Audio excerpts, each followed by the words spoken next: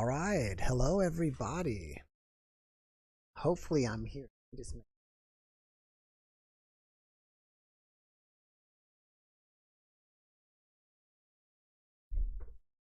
And I think I'm here, but I'm not really sure yet because it's got a little bit of a delay, like, I don't know, 30 seconds or so. So see that you are here, and there are 65 of you. I just don't know if I'm here. I think I flipped it over. So I'm just waiting for that to pop up.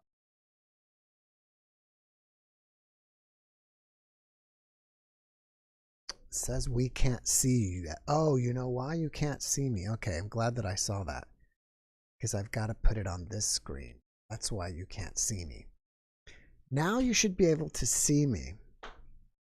Or you will soon. So I will wait till I see myself pop on the screen, and then I'll say hello. And we've already got 2 people waiting, so that's a good thing. Well, I'm about to go here any second. It says there you are. Somebody saw me, but I'm not seeing myself.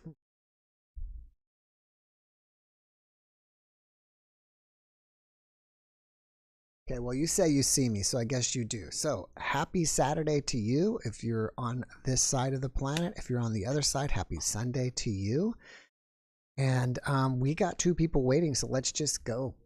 And I can chit chat with you guys later. And first is David Cobb. And David was one of my previous guests. And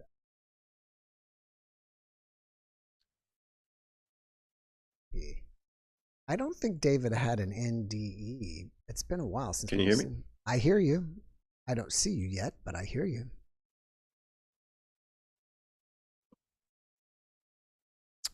David, what number were you? Do you remember what number you were? What episode you were on? Can you hear me?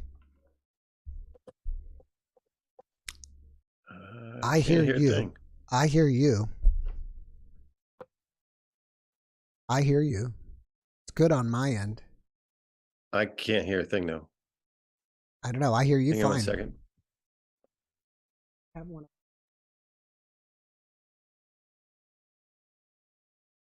I have a whole bunch of these signs that Penny made for me. I usually have to tell people you.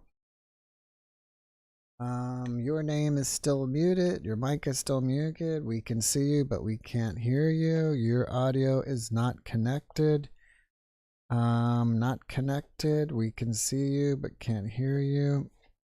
No, I don't have one of those. I can hear you fine.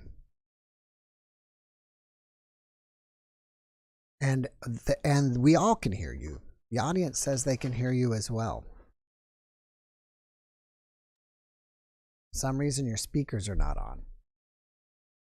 If I can chat with you, maybe you'll see it in the chat. Let me pull up the chat. It says, let me see here. We still can't hear you.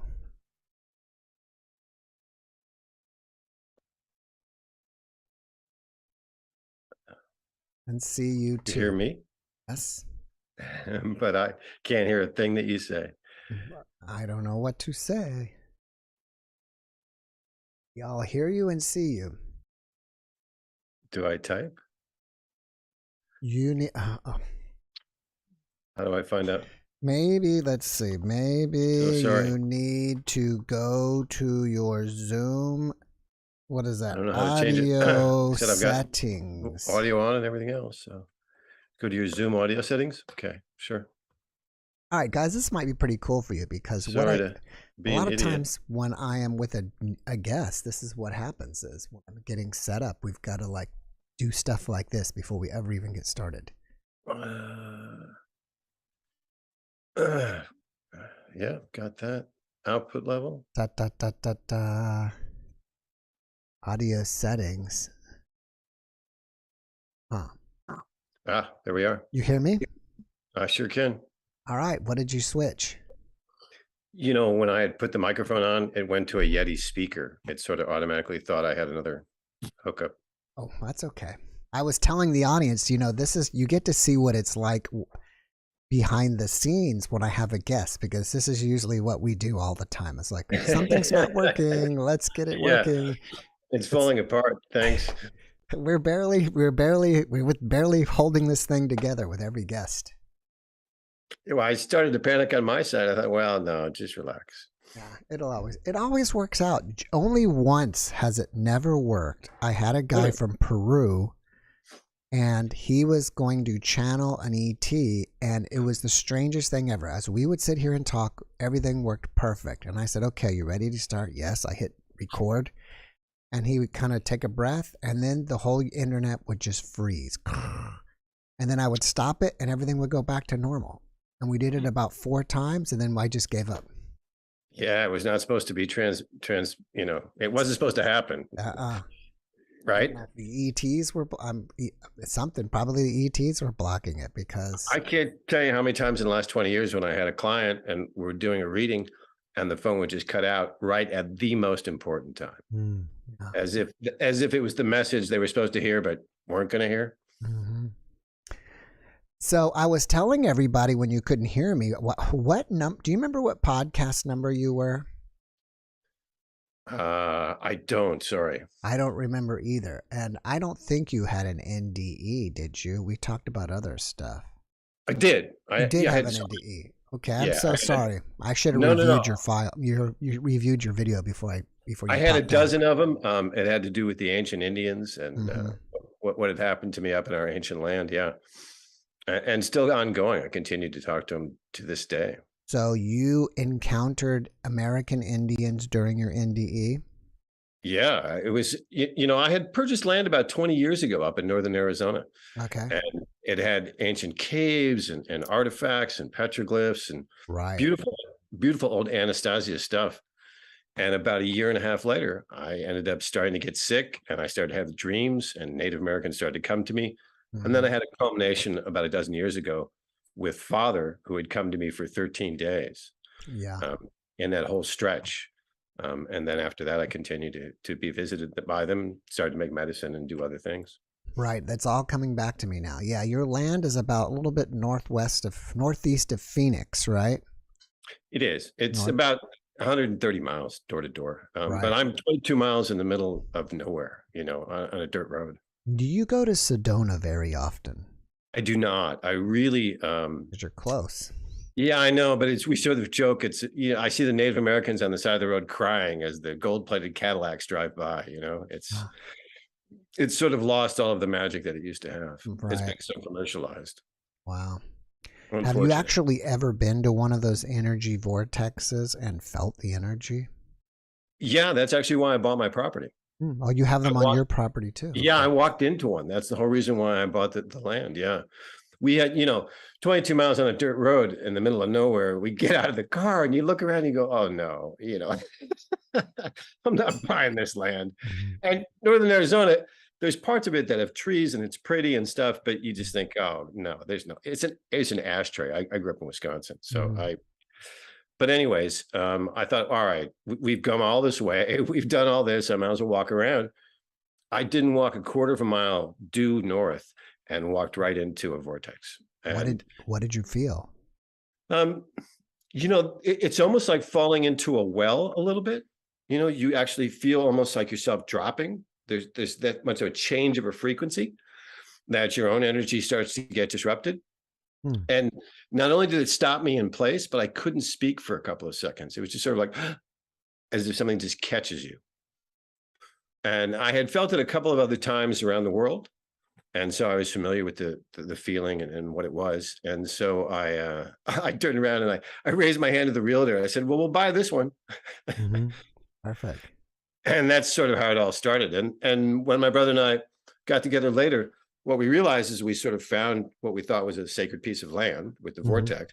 Right. So then we bought all the land around it to protect it. So we had bought this 140 acres, but then we bought 6 more. We bought 300 acres. Wow.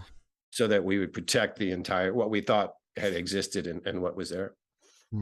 Wow, it's amazing. You still have So that land?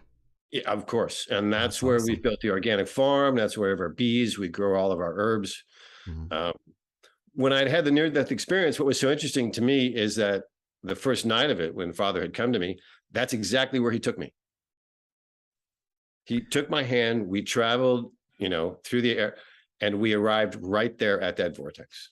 It's all coming back to me. I remember that he told you his name and you had to say, you weren't saying it correctly. He told me my name, right? Because Oh, they your part name. of the Yeah. ceremony, right? And it's kind of walk, Yeah. yeah, Yeah. yeah, and forget it. I couldn't even get close. Yeah. Well, that's what my joke was too. It's like, why can you not see me? I'm the white guy.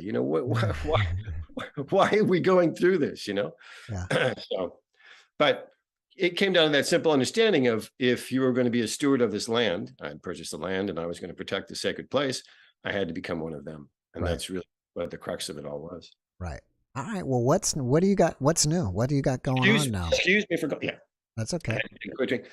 I had gotten so much feedback and great feedback from your audience. Your audience is fantastic and They so many are. great things. But I constantly had this question about something I had said in that first hour. And one of them was, I'd said that healers can actually have a lot of karma against them, and it's wrong for them to heal people many times. Why is that they have this karma against them? Well, what it was sort of misinterpreted as me saying healers are wrong and they can never heal. The easiest way to explain this is sort of to go into ancient tradition. The way that I was taught by the ancients was that a true healer, someone would come to you and ask for a healing, and then you would actually go away. And you would come back the next day and you would find out whether or not they were allowed to heal you. And number two, whether or not what the gift would have to be, what the price would have to be. And it would always be commensurate to the value of the healing. So if you were a near death, you were dying, and you were asking them to save you, the price could be a horse, it could be 6 months worth of food. It was commensurate to the value of the healing, number one. But number two, the most important thing is the healer actually had to go and do his own work and decide whether or not he could in fact heal you. A, he had the medicine, but B, whether or not it was right to heal you. Hmm. There's a tremendous lesson that comes with all of illness. This is why we create it. That's what the ancients believed. We create illness to teach ourselves, to change our life. What happens when we get sick? When someone gets cancer, they immediately, what's the first thing they do? They reevaluate their life, they change their diet, they start to exercise.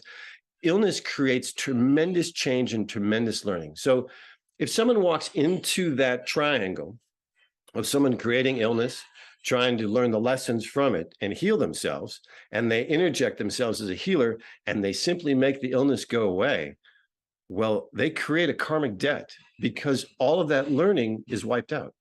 Yeah. And so you can understand easily how that is. And Mhm.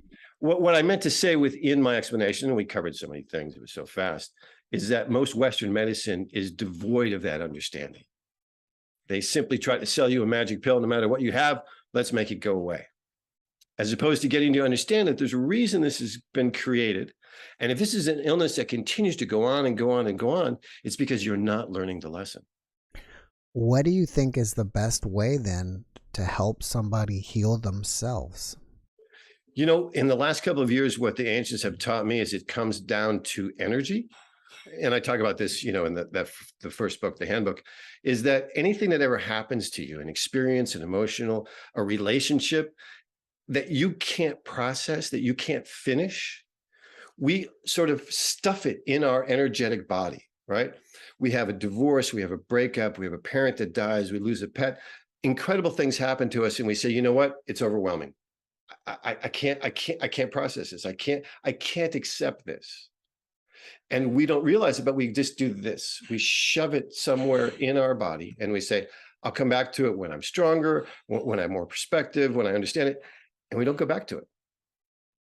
And when you can recognize what it is that you didn't finish processing, that changes the energy, which then allows you to have a physical healing. So Right. the two have to happen in concert. Right. So the easiest way is for people to say, if they have a reoccurring illness, get quiet, take a meditation, like right before you go to sleep, and simply ask the question, what created this illness? What is the lesson I need to learn? and it will immediately take them on the path of being able to discover what was going on. Hmm. I'll give you a really weird example, but I had continually had an infection in my mouth, on top of my mouth.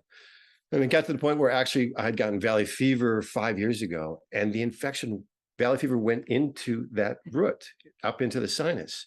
When I got COVID, COVID went into the sinus again. It was this vulnerable part of my body, and I continued to get infections I couldn't get rid of. So I had to say, look, I got to do what I try to teach other people. I went one day, had a meditation, said, what was it? When I was 6 years old, my father took me to the dentist, and I had 2 cavities, and one of them was right there. And the dentist came out and said, look, we have to give him Novocaine and fill the cavities. And my father said, no, BS. He needs to learn no painkiller. Wow. And I sat in the chair, and I remember looking out and seeing my father in the waiting room as I'm screaming and crying from the pain, and he's ignoring me. And I thought, I will never forgive that son of a bitch for doing this, right? Right.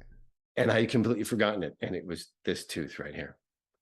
And I had to go back and have a moment with my father. Etherically, he's passed on. And I called him forward and I said, look, why did you do that to me? This is still haunting me. I didn't release this experience.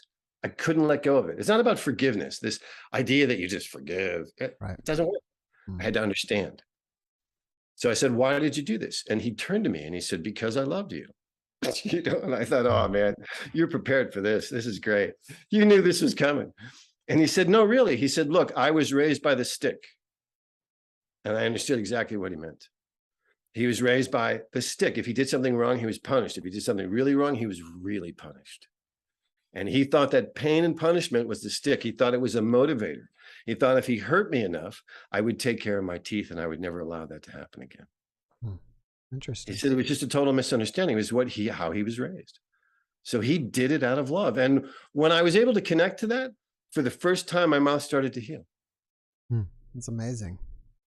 So if you can connect to what it is that you know, and if you ask somebody, I would say of the people that I dealt with in healing in the last 30 years, every person that came to me in the last 10 years, and I went into this modality, I said, when this illness started, what was going on in your life? And if from a car accident to whatever it is, something was happening at the same time this illness started, and they can trace those two things together, and then you can start to heal. Yeah. So the other thing that had come up with me had to do with the book itself, and people were trying to understand. Many people, so again, so thankful to your audience, had bought the book and were inquiring sort of about it and where its origin and what it meant. And many people read it and really understood that it was multidimensional. Well, I'd had a dream with the ancients, and they had come to me and said, look, you really have to go back and you have to tell people this sort of understanding. And what they explain it to is it's not the words. These ancient books that are written, for instance, Richard Bach's Illusion, Elizabeth Chauvel's Shin, Game of Life and How to Play It. These are all beautiful books, much like my handbook, in the sense that they're ancient wisdom, so that when you read it, it changes your vibration. It's not so much the words that you're reading and the understanding of the concepts, it's actually a vibratory thing. So as you read and you start to think in a different way, you actually change the vibration of your energetic field and your physical body, which starts to heal you. I had a recording from a transmedium, a very famous transmedium from years ago, and he had channeled Vishnu. And I'm actually trying to get the book published, republished again. And in his channelings of Vishnu, Vishnu actually talks about this specifically. And he says, in ancient wisdom, it's what's behind the words. And you have to connect to the frequency of what it is. He said, and if you read those books, you can advance years, Earth years, in a single reading. Instead of going through 4 or 5 years of suffering and pain and experiences, by simply reading these books that elevate your frequency, you can advance spiritually exponentially. So are you saying that the information that they're reading elevates their frequency? So the way to understand it, and the way they gave me the illustration, is think about it in terms of radio. There's an AM and there's an FM. When you turn into AM radio, there's a lot of talk and there's commercials. It's a completely different frequency and vibration and information channel. When you turn into FM, There's no commercials. It's music. It's a different vibe. It's a different experience. But you can only listen to one of those stations at a time. And when you're connected to AM radio, FM radio does not exist. There's nothing that you can connect to it on. So what the books do is they take you to the FM channel. They immediately take you to, so that you can start to actually accept other information. So again, if you read the book and the chapters about, for instance, the path, which is one of my chapters about whether or not you're on your path or not, it's not the actual intellectual idea of the path. It's just the concept of understanding at a level that then at that frequency, other ideas come to you. It's like going to FM. You go to one FM station, you still have all those other stations that you can connect to. So it's not just listening to that, it's taking you to an actual library of information. So if you adjust your frequency, you adjust the information that's available to you. Makes sense. An interesting thing. So that's why they actually tell people to take these books, these ancient books of their wisdom, and once a day simply read a paragraph. That's it. It's like a tuning fork. It'll take you to that frequency, and for the rest of the day, you'll know where to stay where it is. And it's really about positive vibration more than anything else. You know, when people talk about sort of multiple levels of existence simultaneously, that's exactly what we're talking about. So if something happens to you, for instance, someone cuts you off in traffic, you can look at it in a lower level and be affronted by it and taken back by it.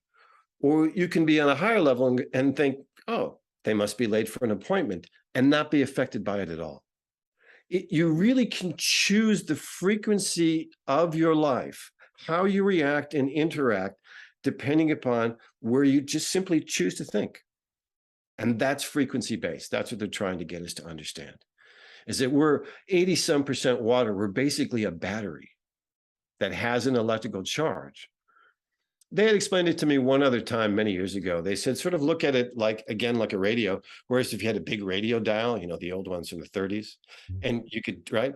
So whenever you get to, suddenly you're in a circumstance where you get immediately angry, stop yourself and recognize the frequency of your body and your thoughts. And reach down and look and do this, turn it. And you can actually turn yourself out of being angry and into saying, you know what? No big deal. They believe that it is such a fine instrument and we have so much more control than we're willing to even accept. So, but the key to it, and this is something that I'd always asked the ancients many times, is how do we re-tap that? How do we reconnect to the right frequency every day? So we're thinking the right thing, we're doing the right thing. And the books for them was always the key. If you simply read a paragraph that is of a higher frequency wisdom, it brings you into that channel for the day. I'm going to change directions with you, but I know you grow herbs and stuff. Do you grow astragalus? I don't. I grow ashwagandha, holy basil. I grow 145 different natural healing herbs. I think ashwagandha is kind of similar. It is. That's why I brought it up. It's within that family. And it also, I had a guest on the other day, and we were talking about astragalus, but is ashwagandha, I'm not sure how to pronounce that, does that also help repair your DNA's telomeres? There are parts of it. It's part of that basic genetic structural thing, right? In terms of how it rebuilds.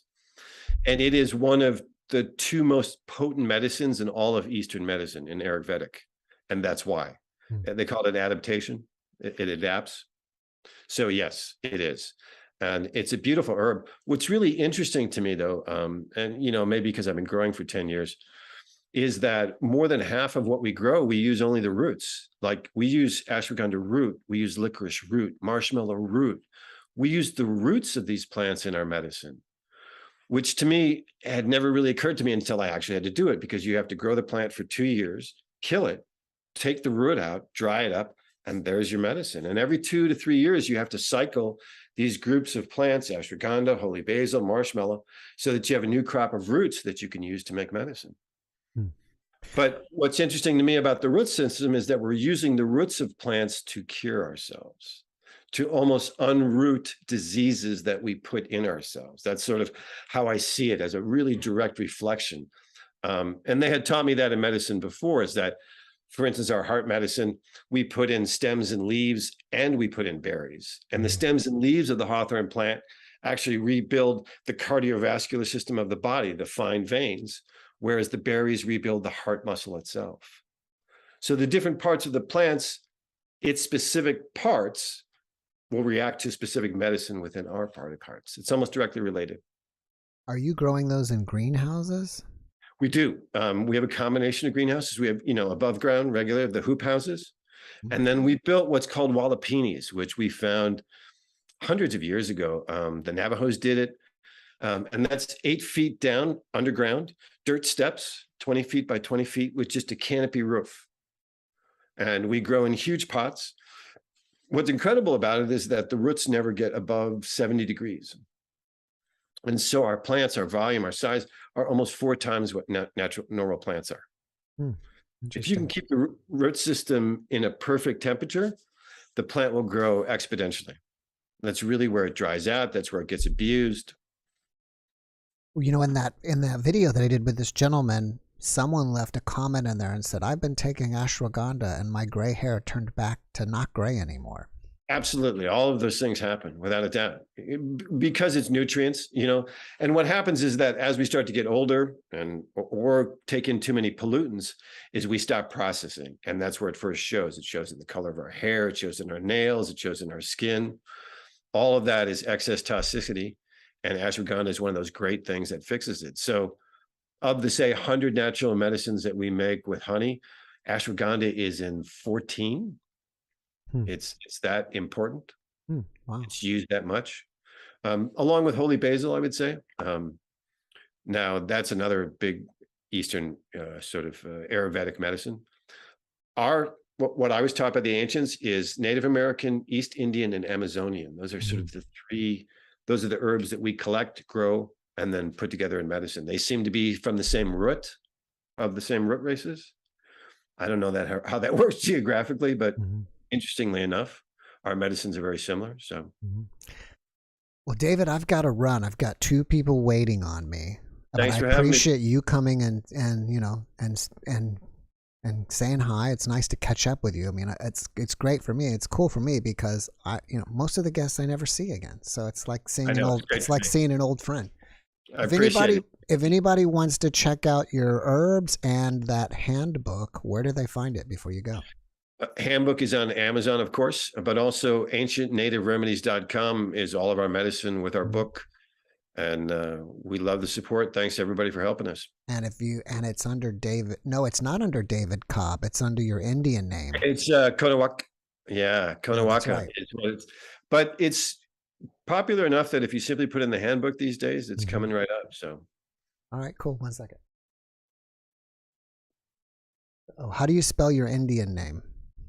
Kon. Kon. Ah. H. Wha. WHA. WHA. My wife's typing it in the chat for everybody. I appreciate that. Thank you. It's great for us. And, the book was the biggest thing for us is to get that out. And sorry about that. No, we're good. Thanks for having me. Good to see you. Good seeing you again. Take care. And don't be a stranger. Come by again sometime. Sometime soon. Thanks. Right, cool. Cheers. Bye. Bye. Oh, that was gone. He's gone. All right. So that was David Cobb. And if you get a chance, check out his the podcast I did with him. I don't remember what number it is. I wish I had it right off the bat, but I don't. But it was probably within the last 6 months. I don't think it was too long ago. Merlin. Oh, he's connecting. Hi, Merlin. Did you get a new camera? It looks really nice and clear today. No. This is my same phone, but the port was missing, or not missing, but it's getting really used too much. And the plastic piece broke off, so I bought a different phone, but it's real cheap. I don't play with it. I mean, I only use it for calls and stuff. I got it for like $60 at Walmart. Wow, that's a good price.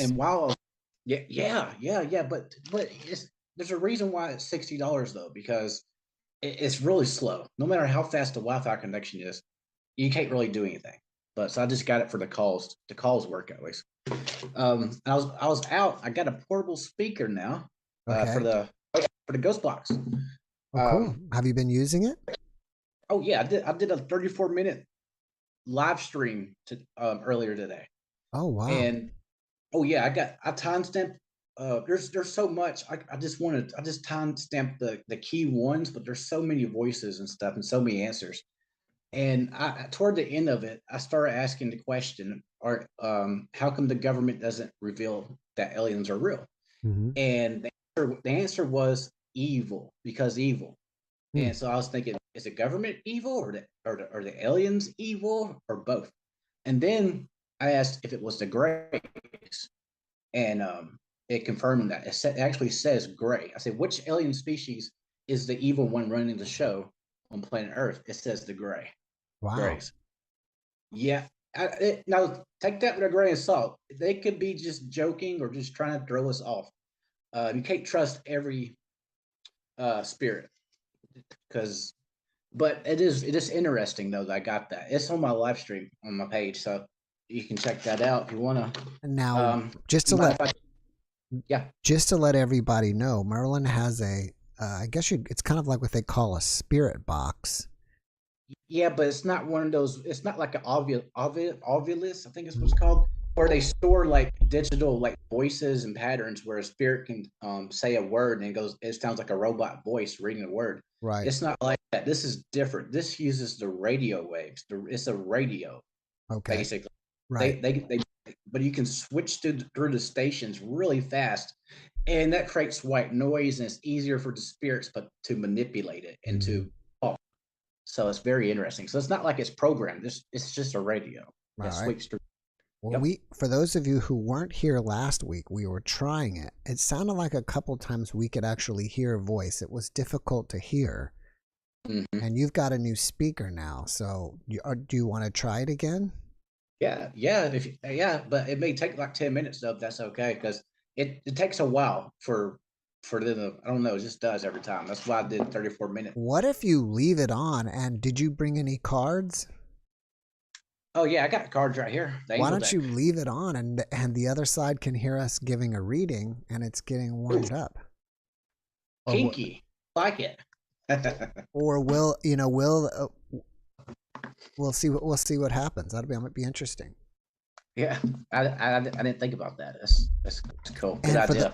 For those of you that are new, Merlin comes a lot, and he gives a reading for everybody, and he puts 3 piles down, so you can choose between pile 1, 2, and 3, and you can get a reading. And then while we're getting a reading, maybe we will see if that would be really interesting if somebody comments while you're giving the reading. Let's see here. See, I'm turning the box on. I mean, the stereo. Power on. Okay. All right. See, the reason I switched. Idle. Okay.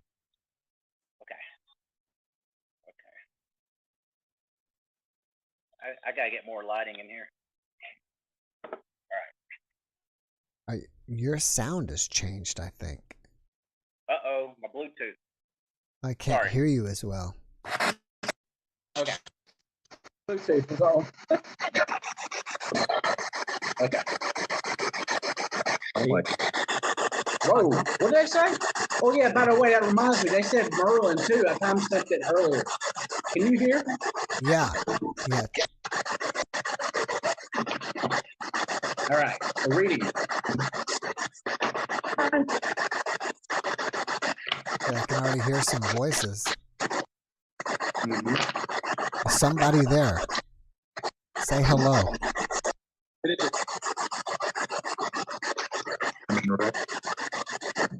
Sounds like you're trying to say Merlin. I heard devil. Oh, geez.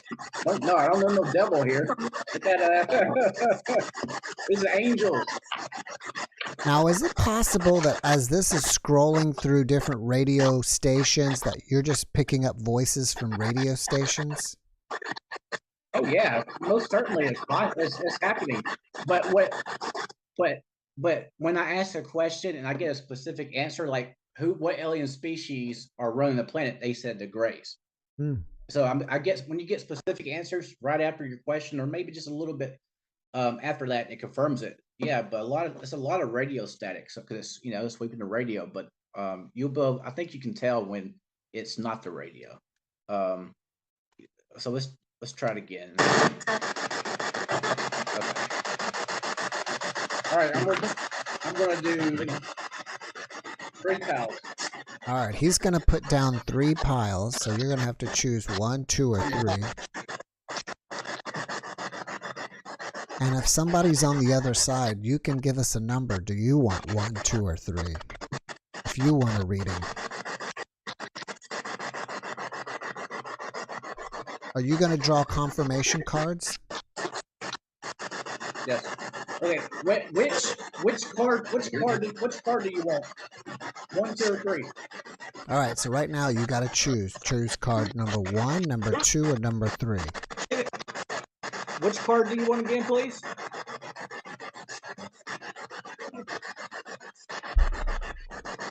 Which card do the spirits want?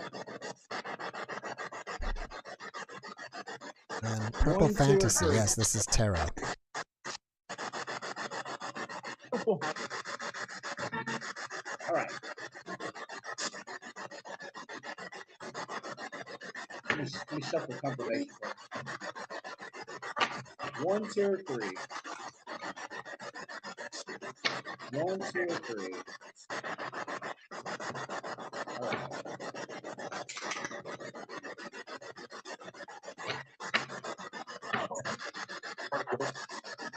Can you say Jeff? Can you say the name Jeff? Can you say Jeff? Say Jeff.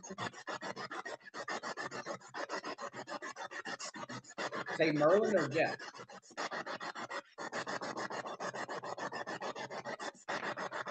Merlin or Jeff? Can you say it?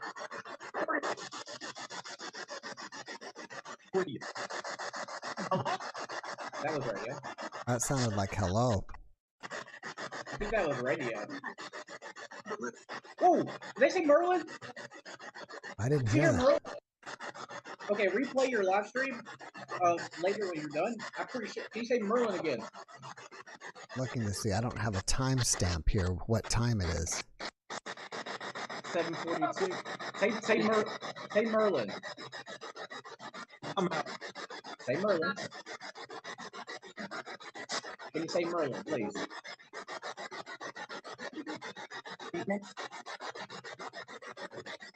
That sounds like a Nathan. Or Nathan or Satan, I don't know. Say Merlin. All right, when you give us the reading, let's have you kind of turn down the volume of that so you won't be competing with it.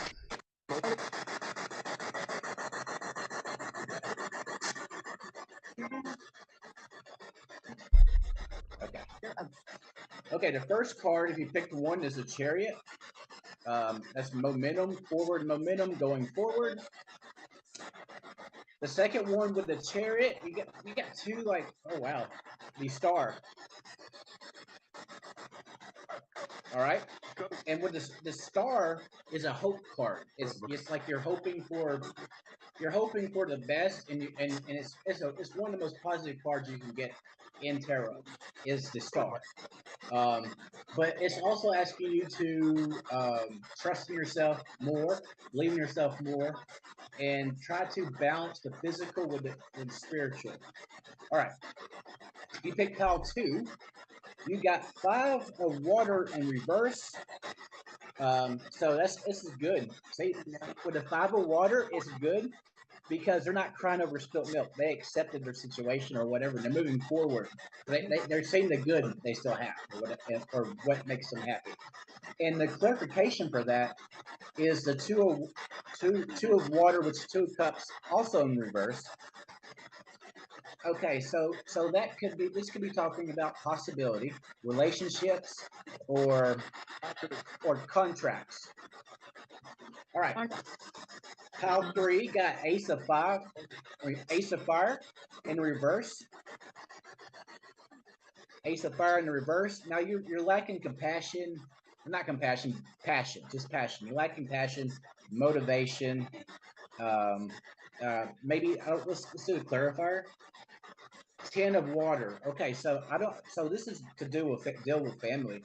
It's a possibility that now this is a positive card. This is indicating a happy family, but because of the Ace of Fire in reverse, there's something with maybe it's because you're a parent and you can't do the things you used to do because you have a family now. You can't do it no more. You can't party like you're in your early 20s or you know what I mean. So you have to take care, be more responsible because you may have children now. So if so, pile 3, if this makes sense to you, I hope it resonates, everybody. So All right. There was a lot of 3s out there that were choosing there. I hope that resonated with them. okay, can we give it like one more minute? Yeah. All right. So again, this is a spirit box that he has. I know it's noisy, but what it is, it's creating white noise, and the spirit on the other side can kind of use that energy to come through. So we're hoping that a spirit will come through. How many spirits are in the room, please? How many are in here?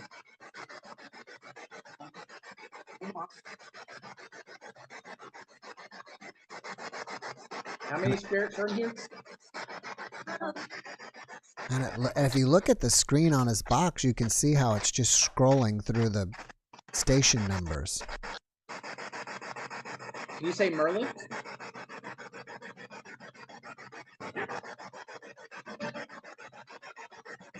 Say Nathan or Merlin. Or say Jeff. Someone wants to know what is that radio called, or what kind of radio is it? It's a PSB spirit box. It's if you pay attention to Ghost Adventures, Zach Bagans was one of the first people using this, and so I was skeptical. I was like, bull crap, it doesn't work. But but when you hear it, like, heard my grandmother, she died for this, so it's legit. Where did you get that? Like on Amazon? Yes, sir. Anybody can go buy them on Amazon. How much does it cost? This one at the time, this one cost me like $60. Well, that's not bad. So it probably went down now because they got newer versions probably. And I also have a PS 11. Okay, say Jeff, please, and prove to him that this is real, please. Say Jeff. For Jeff, can you do it? Can you say Jeff? Yes or no? Amanda said she heard it say Jeff. Really? I didn't hear that. Okay, is it hard to speak? Can you please tell me if it's hard to speak?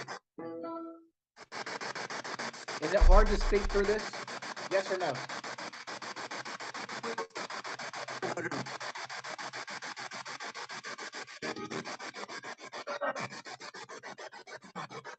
Is it hard to speak?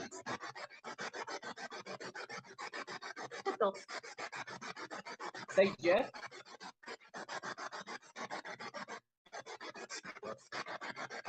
I heard a man's voice. Can you be louder, please? Say hi, Jeff.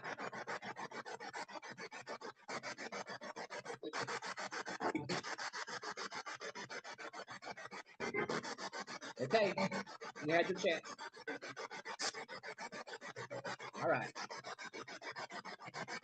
Well, from what I understand, it takes a being on the other side. It takes a lot of energy for them to communicate with us on this side. Absolutely.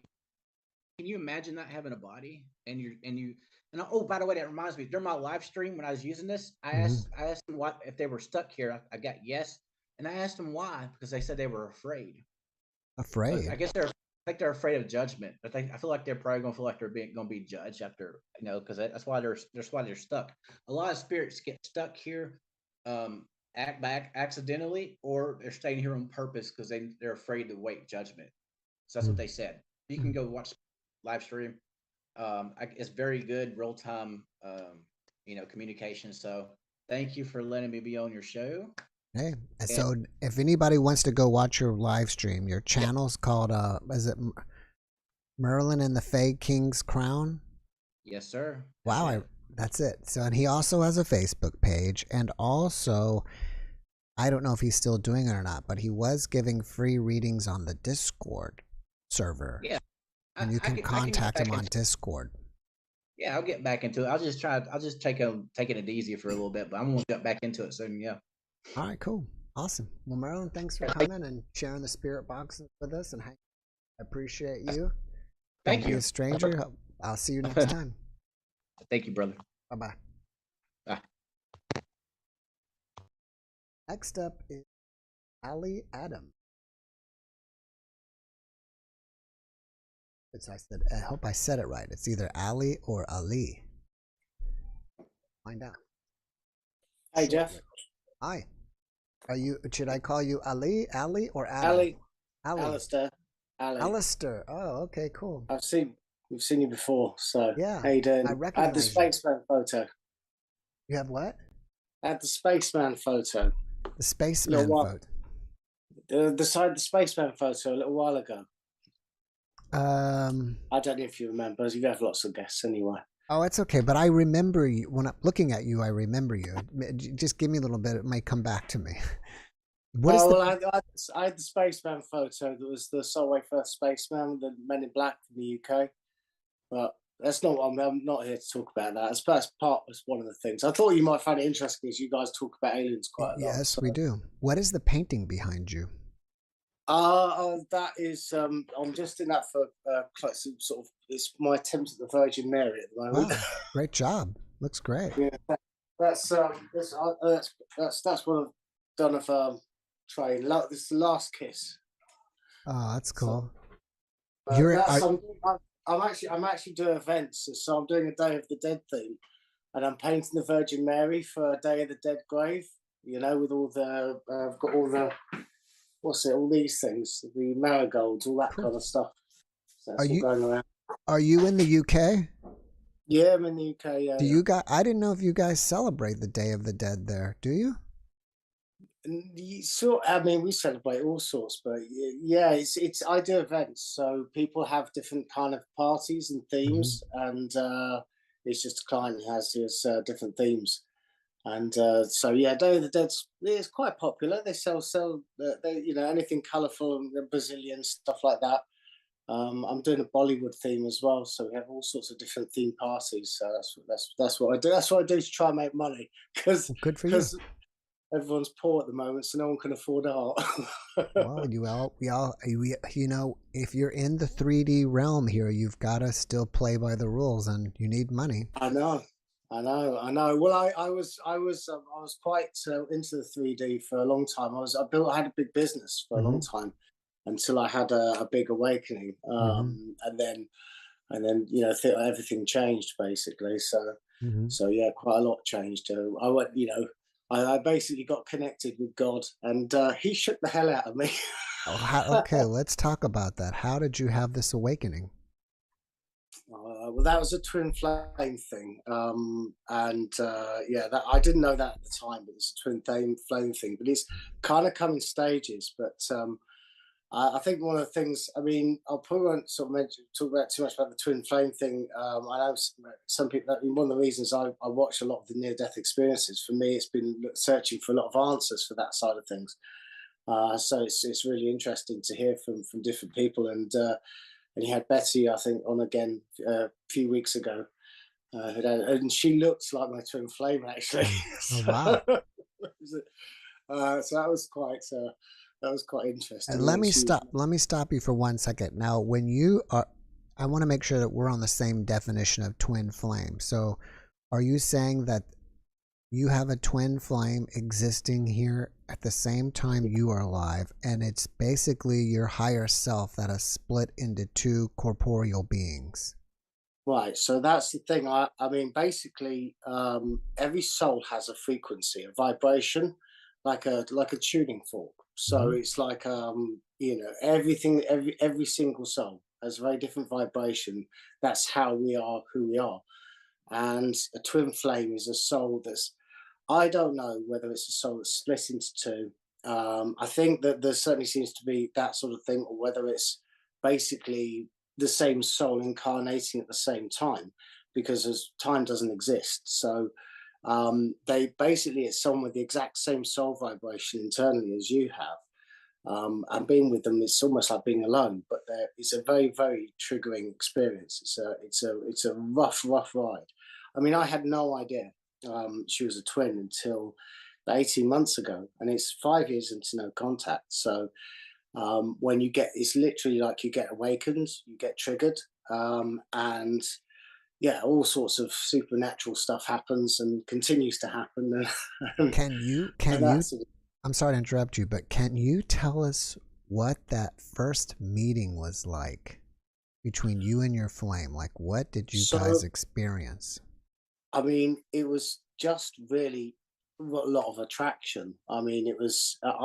So I had a house. I was living with someone. We were planning on getting married and having kids. Had a business, all that kind of thing. But the attraction to your twin is overwhelming. I mean, it's beyond.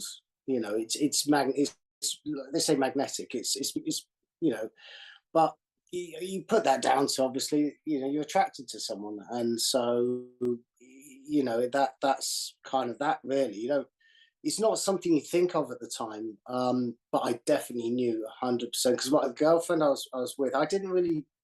I've always grown up with spirituality, but kind of knowing, but sort of believing in stuff, but not really knowing, if that makes sense.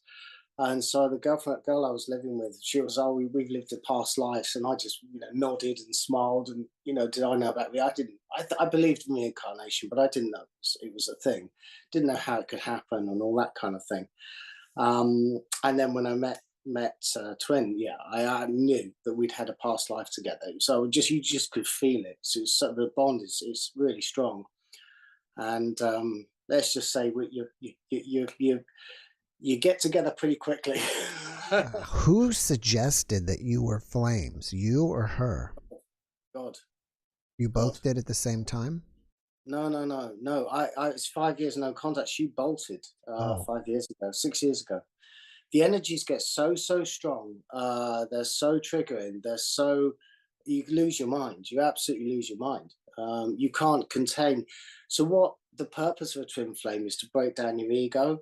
I was a company director. I had a company turning over millions, and you know, I was starting a festival, all that kind of thing.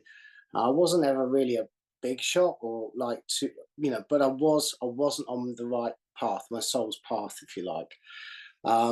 And it kind of needed shaking up. And I think that's that, you know, many twins, we get born into quite tough lives, you know, with narcissist. My dad was an alcoholic and abandoned, and you know, Mum went to America at 14, and when I was 14 and stuff like that. And all through school, I you know, I was a bit of a trouble. I'm a troublemaker as well, you know. I was, so I'm not a victim by any stretch.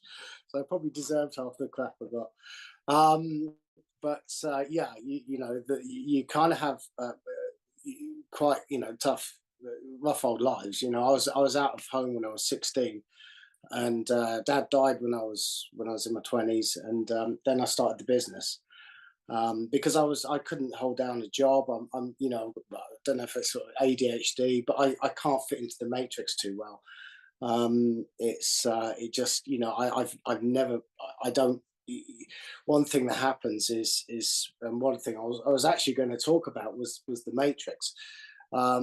So you know, this is all a construct. So society is just a construct, and when you see through it, which I always have done, like authority and all that kind of thing, it's very difficult to take much of it seriously, because, you know, the world's, I think we can all sense it, whether in America or UK, wherever it is right now. Things are going wrong. Things are going wrong everywhere. And whether it's, I mean, you had a guy talking about the grey aliens and extra, well, it's more extra dimensional entities that there does seem to be some evidence that there's been involvement with those sort of things. And I've had some experience with that. One was very, very scary. And the So the vibration of the planet at the moment, what we call collective consciousness, is, so we, when we all start to feel, people start to feel anxious or worried or scared, everybody feels it. So it's a bit like, because we are essentially all one, we all start to feel the vibration out there. It doesn't matter how your life is going or anyone else's life is going. You can feel the good times and you can feel the bad times, and we all do. And so one might think that there seems to be some kind of a thing about pulling down the global consciousness right now, which is why you probably heard a lot of light workers here to try and help keep the consciousness raised. Now, we've actually shifted dimensions in our lifetimes, which is what I was going to talk about, and get some audience participation, because it's quite interesting. We've shifted dimensions in this time, and we've actually shifted Earths as well. People talk about the new Earth. We're here. This is the new Earth. We used to be in the Sagittarius arm of the Milky Way, and we're now in the Orion Spur. I can talk a little bit about that, and I can show people what I mean. Well, when you say the Matrix, because I've had couple guests lately saying that they think we live in a simulation. We absolutely live in a simulation. Is that what you think? And I've even had some near-death experiencers wake up in a pod. Yeah, we absolutely. So when I say the Matrix, this is a simulated reality. We made this. So we're God. God is us, and we all want. We've made the Earth for like experience. It's an experience to help souls growth. You have some people who've come on with near-death experiences. Some who sort of go back, and it's they say, well, the only point to life is living, and others see it as, well, the soul growth and that sort of thing. Well, many of us have come here hundreds of times, many times, and we're all at kind of different levels. People, we hear a lot is it's a school. Well, just like a school, university, you've got kindergarten. You've got the beginning. Where if you hand in a picture at the end of the year, you pass. Well done. But you go to university, and the studies get harder, the lessons get harder, and the pass grades get harder. So as we progress as souls, this is a really dense vibration where we feel sort of disconnected from source, basically, and it's open to all sorts of nefarious happenings as well. This is where we can we encounter things like evil and other. There isn't. It's all kind of one, but this is where we encounter suffering and that sort of thing, because it's hard to tell now, but it does aid our soul growth when we beat it. When we sort of like can what's the word? Roll with the suffering, if you like. So if we end up struggling with money, and we don't accept it, we don't sort of learn how to deal with that. We have to then repeat it another life, or we have to struggle with money again until we sort of learn how to beat that challenge, which we want to, so it's not given to us. We want to beat this challenge. So that, again, if you can imagine, if you're helping other souls to come here and take on some of the challenges, we can all sense it. When you meet someone who we see as a newer soul, or an old soul, we even say it ourselves. It's in our everyday language. You say that someone's an old soul, and you can sense it. That's right. Whether that's kind of the way it is. But is it a matrix? Yeah, absolutely. I'm happy for audience participation here, because I think instead of me saying it is, I'm going to show it is, and let's see. Now I'm going to warn everybody. This is called the Mandela effect. Now, you've probably heard of the Mandela effect, but this takes, this is kind of like, this will change some people's lives, and it's this is so this is I won't go too far into it, but it's as we shift consciousness. So I'll give you some examples. I haven't got anyone's chat, but if anyone wants to chime in and say what they remember. Does everybody remember Mickey Mouse having braces, for instance? We'll start Mickey Mouse having braces. Don't search it. You have to remember it. Do you remember it? Like No. Steamboat Mickey, don't remember. Many people remember Mickey Mouse having braces. Monopoly guy. Do you know the Monopoly guy? Monopoly guy. Yeah, I remember the Monopoly guy with the hat, and the Monocle. glasses. Yes. He's never had a monocle. Monocle. Oh. He's never ever had a monocle. Fruit of the Loom. The logo for Fruit of the Loom. Yeah. You know, the cornucopia, the curvy basket.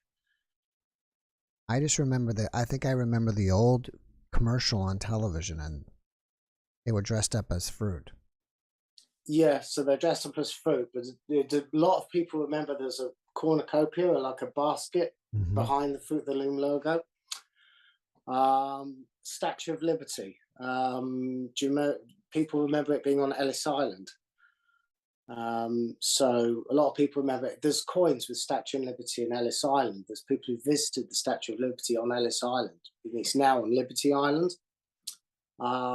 There's these are all American ones, but there's South America used to be directly under North America, and now it's southeast. Australia used to be out in the middle of the ocean, and now it's like 95 miles. It was about 700 miles away from Papua New Guinea.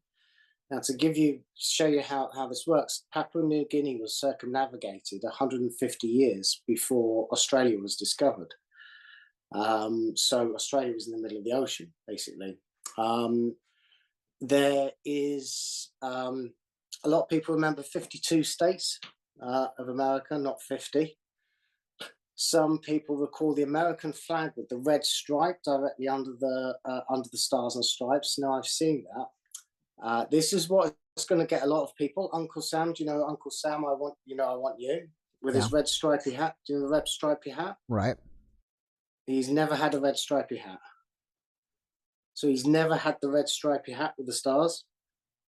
All right, I'm going to stop you for a second. I've gone through the Mandela effect, but I don't remember it all. So what are you saying? You're saying that either things have shifted in reality, and what we think we remember really existed but don't exist anymore? That what we remember existed. So in the JFK assassination, there was 4 people in the car. I researched I know about the JFK assassination. There's now 6 people in the car. Reality's changed for a lot of people. A lot of people see this right from the very big stuff, history. If anyone knows about the Peloponnesian War, the Athenians beat the Spartans. Well, now the Spartans beat the Athenians. There's so much that's changed. When I first saw it, this was kind of the start of my kind of big awakening, if you like. It was crazy. But this is basically, it's like a hologram. So what we live in is like a matrix, a hologram. This isn't, like so many of your NDE guests say, this isn't home. This is where we come to learn as souls and experience being, away from source and our own free will and all that kind of thing. Many of us are here for different reasons. Yeah. Why do you think so many near-death experiencers are told that they have to come back? Because I think a lot of it's happening at the moment. So a lot of what's happening at the moment with as I mentioned, with the global consciousness side of things, people are losing the way very much into ego, very much into the matrix. We know about the 7 deadly sins: greed, envy, lust, and pride, and all that kind of thing. Vanity, and that's taken over. I mean, we had the 80s where greed is good, and it's kind of not everybody, but what we're seeing is kind of a split. So some people are merging off into spirituality and are now finding spirituality. There's a kind of great awakening. Whether people wake up in time, I don't know, but this is why so many people are coming back and say, here's the message. Because it's not a secret. It's not meant to be. There are some things that are meant to be kept secret, probably more from personal reasons, but it's not meant to be necessarily a secret that we are souls having a human experience. We get to have free will. We get to have fun. We get to eat chocolate, get drunk, and do fun things that humans do. So that's I think some teachings of the religion can be a bit too.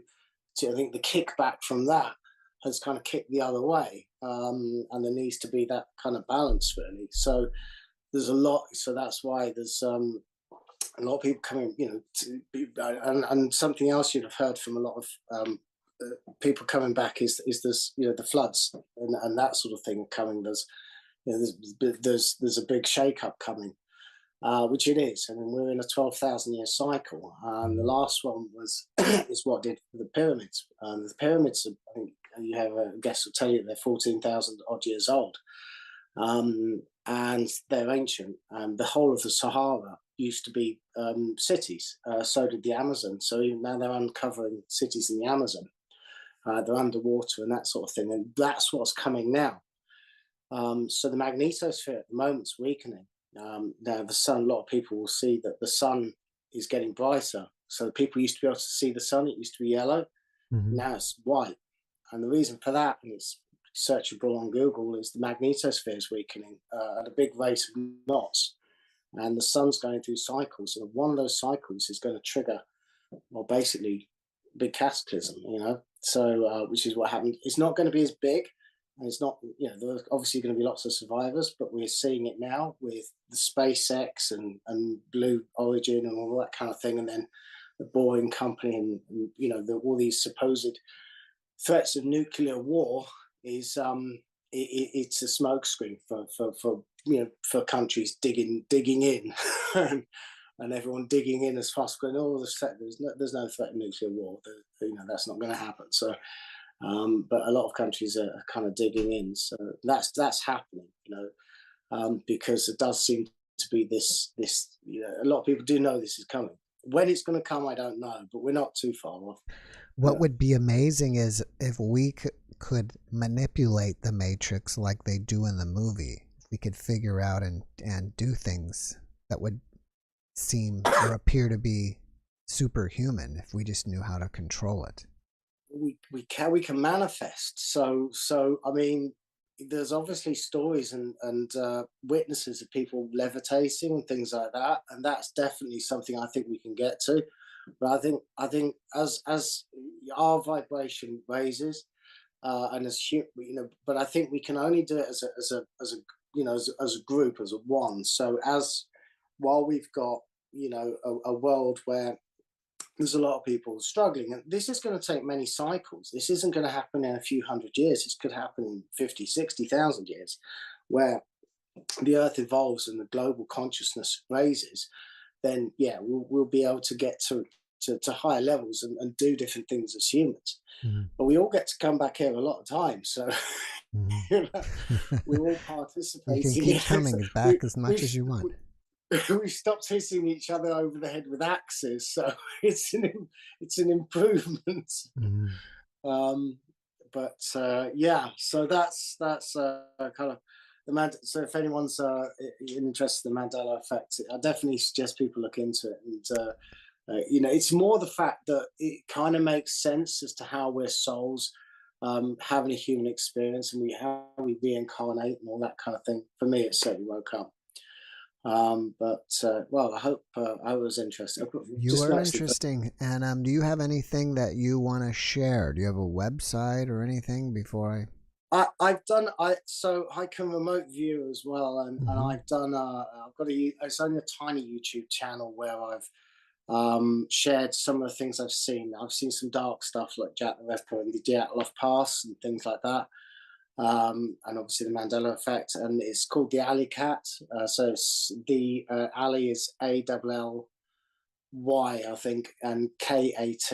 So so the Alley Cat and Dyatlov Pass. So because there's all sorts of things out there that people that's hidden from us on purpose. So we talk about the UFO suppression. Actually, something that people might be interested in was in the 80s. There was a video brought out called "Interview with a Grey Alien." Now that's real, and there's a guy called Victor that was supposedly brought it out of Area 51. I don't know if you've watched it, but if you watch it, you'll understand the language he uses.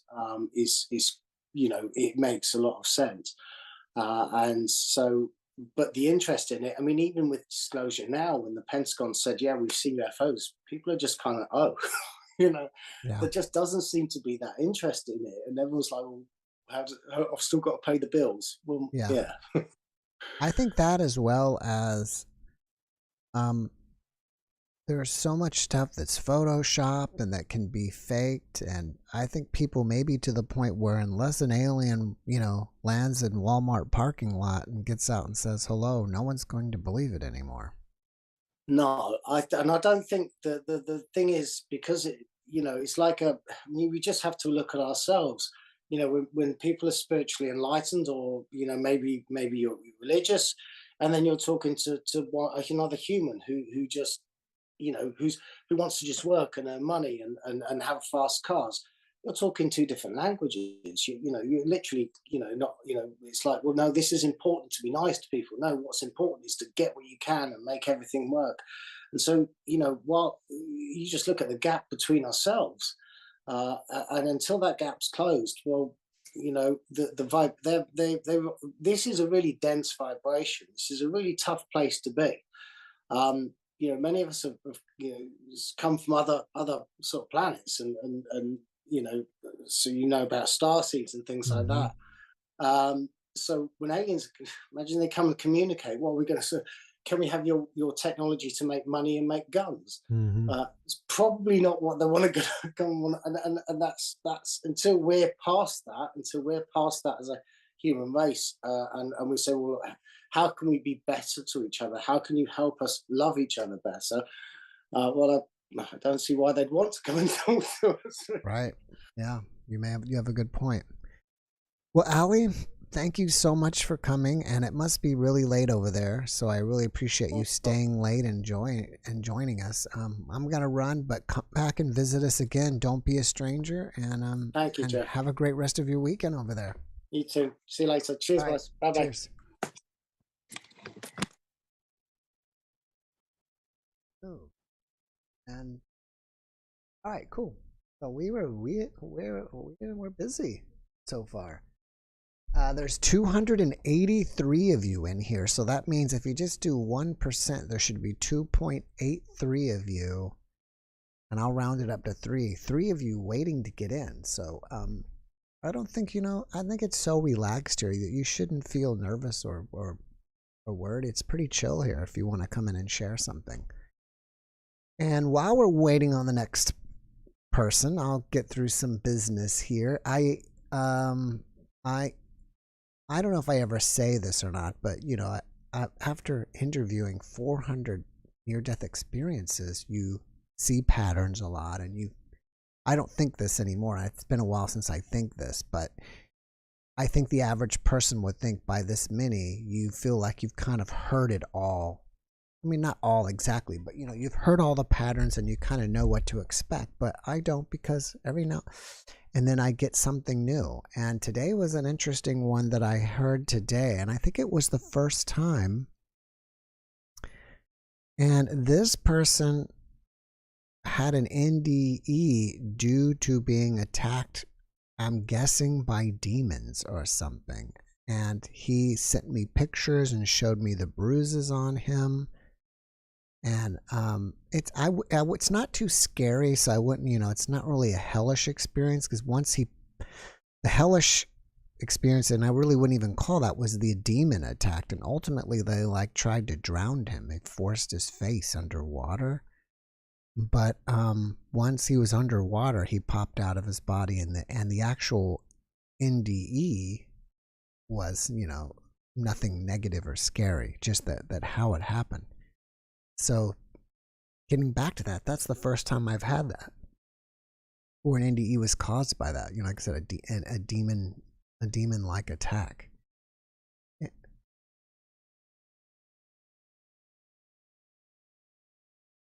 So that will be posted on Tuesday.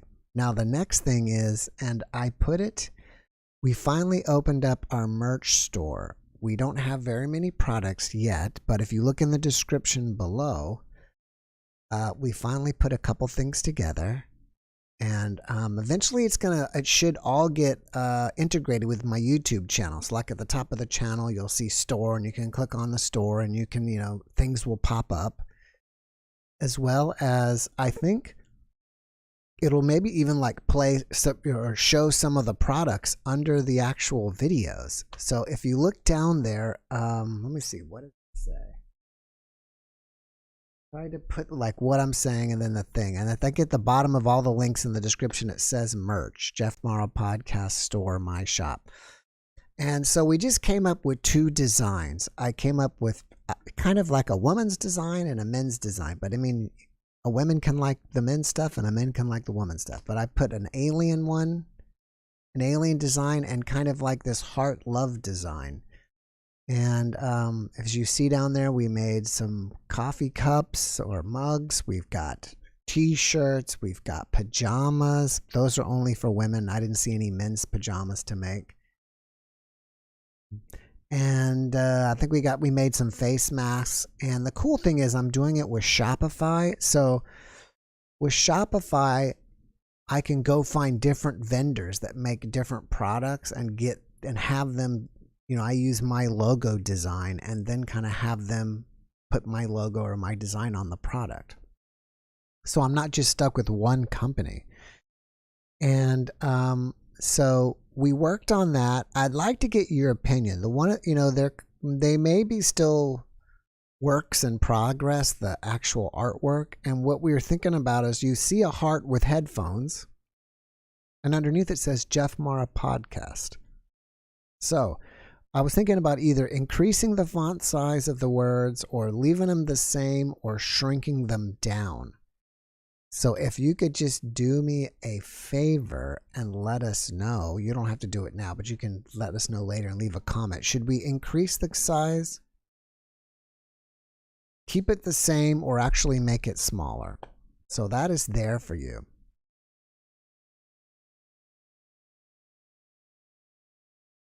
Please. Also, now, another thing I opened up another channel, and I'm in this transition place where I'm living right now. And it's real hard to do stuff, especially even this podcast is really hard in a way to produce. And it could be much better, and it will be much better when I finally move. But I have a lot of lighting issues and microphone issues, and I put a filter on my mic, so it kind of tries to block out all the background noise, and what it does is it limits all the noise to a certain level. So I have to get really close to my microphone, and if I even just turn it away a little bit, you lose my voice. And so that's going to be one thing that I want to correct eventually, and I don't want to have this microphone always in my face. Anyways, so and as you guys know, I don't really talk about myself very much, but you may catch it occasionally in the videos that I used to do a lot of music related stuff. And I used to produce music, record and reproduce. There's a guy, you can find his, there's a guy named Ronnie T that's Latin music that I used to produce his music. And so I have produced music over the years, and we created a JeffMara music channel, and that's below. And I'm going to let Tanya in a second, but I just want to finish this. So eventually, I want to do a second night live stream, and I'm going to try to get into producing binaural beats. I was looking up how to do it, and it doesn't look that difficult, as well as producing meditation music. And I might even get into a point where I go to a second live stream and do meditation music live with all kinds of different instruments and all those bowls and all kinds of stuff. And you could do like a live meditation. I think that could be really fun and cool. And so that's just something down the line. First, I've got to move, and we'll get that sorted out.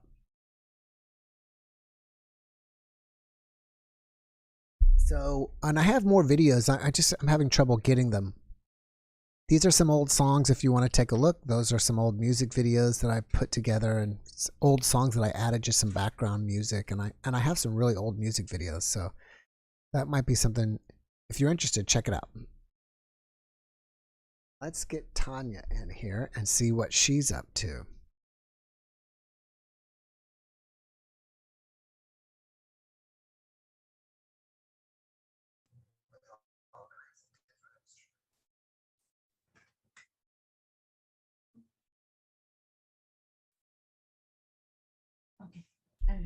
Tanya, are you there? Yes, I am. Can you hear me? I can hear you and your dog. Yes, scrubbing. How are you? Doing well, and you? Great, thank you. What is that on your desk? Oh, that looks like one of those things to cover your Yes, the your fossils. for your Yeah, outside. You're outside. Are you? That's right. You live up in St. Louis. It's getting cold up there, right? Yes, I'm on the Illinois side, but I'm close to St. Louis. So like next week, I think it's gonna get down to freezing temperatures. So we don't want you to have your pipes freeze. No. Yes. That happened to me one time, and it wasn't fun. I can tell you one time I made a big mistake, and it was many years ago. And here, you probably everywhere, if it's going to freeze pretty bad, you're supposed to let your faucets drip, right? And I made the mistake of not letting my faucets drip. And when I got up in the morning, the water, luckily I didn't have a pipe break, but the water was all frozen. Yes. And that was scary. Yeah, mine broke also, and it was like a huge block of ice, and I didn't even notice. The neighbor came to me knocking on my door to let me know, like, hey, your water faucet broke. So I had to fix that in the middle of winter. Yeah. Yeah, and that's and then you have to shut off your water, and that's a real nuisance. Yeah, it was like $500 or something crazy to get it fixed. Yes. So I saw in the chat that you had an experience this morning or something. What happened? Yes. So 2 nights ago, I don't know if you remember that I was saying like, oh yeah, I don't get like paralyzed anymore. Well, sleep paralysis. Sleep paralysis. So 2 nights ago or something like that, I was sleeping, and then all of a sudden I got the sleep paralysis. And then I was so tired from working and school and all of that I didn't even think about like OBEs or anything. So I just thought about God, and I prayed to God, and then it let go eventually. But I didn't get like totally scared or anything like I used to before, but that happened to me, like a sleep paralysis. When you prayed to God, did you see a light or anything? No, I was just laying there and feeling my entire body, like I felt like a blanket or something, like a weight or something like came to me, and it was like electricity running through my body. And yeah, so it was like the full-blown sleep paralysis that I haven't gotten in, I don't know, a long time. Interesting. But this time around, I didn't like really like freak out like really bad, like get scared or something. I noticed that it was happening, and then I prayed to God, and then eventually, it wasn't right away, but eventually it let go. And another thing, when the sleep paralysis was happening, I could hear steps like on the side of my bed. So that was this morning? No, this was 2 days ago. Wow. So whatever was making me have that sleep paralysis, I could hear the steps on the side of my bed. What do you think it was? I have no idea. Could have been an alien. Could have been a guide. Do you think it's possible that you were abducted, and then when you come back, you're still paralyzed for a few minutes, and as you're waking back up? It could be, but I didn't have any vivid dreams or anything like that. Like I wasn't nothing at all. Like I couldn't remember anything. I just was having a normal sleep time, and then all of a sudden, boom, it got on me. So well, it appears that you can handle it better now. Yes. That I can tell you that I feel like I go back and then I go forward, like I get better in something, and then sometimes I go back, like with the other incident that happened this morning, I felt like I went back to my old ways or something when I was thinking that I was getting better. Do you think it's possible now that you could astral travel during sleep paralysis? Like you could just, okay, I'm going to leave my body and go fly around. That's what I was thinking I could do with that. But I was so tired that I didn't even think about OBE anything, because if I would have think about it, I would have just relaxed and just let it happen so that I can just push myself out, but or whatever, so that I can go. But I didn't, because I resisted it, because I was so tired, not even thinking about that. So I just like prayed to God, and then eventually maybe like a minute later or something, it let go. Now I'm Yeah. a little bit confused because you had the sleep paralysis 2 days ago. Then what Yes. happened this morning? What's the difference? So this morning, I went to bed about 1 in the morning. So I put on my meditation video. Actually, it wasn't a meditation video. It was it was a mass for the Sacred Heart of Jesus, because it was the first Friday. And so I put that on, even though it was Saturday morning. I put it on because I missed it. So I was like, well, I'm just gonna put it on anyways. So I was just laying there listening to the mass. And then as I'm laying there listening to the mass, I hear on top of me, like right on top of me, I hear this voice of a man in English, and it said like an entire sentence, a full sentence, and I understood everything that he said. What did he say? But it got me so scared, because I know I was there by myself in my room, and it wasn't like any of my children or anything. The door was closed, and then all of a sudden you hear this voice on top of you say a full sentence, and it was audible. How you say, like I hear it from the outside. It wasn't in my mind. So so I got so scared. My heart started beating really fast. I didn't took off my eye mask that I wear at nighttime to go to sleep. I didn't took it off, but I did took off my blanket from on top of my hand, and then I kind of like tried to like go like this with the hands on the air, kind of like go away, like get off of me or something. And then I was just laying there, just like calm, waiting for myself to calm down. And then once I calmed down, I took off my mask, and then I grabbed my control remote that I use to turn the lights in my room, and it wasn't working. Like it was like malfunctioning, like I couldn't turn on the lights. So then I grabbed my phone, and then I put on like the flash, and then I got up and used the restroom and left the light on and the bathroom door open so that it can be like light in my room.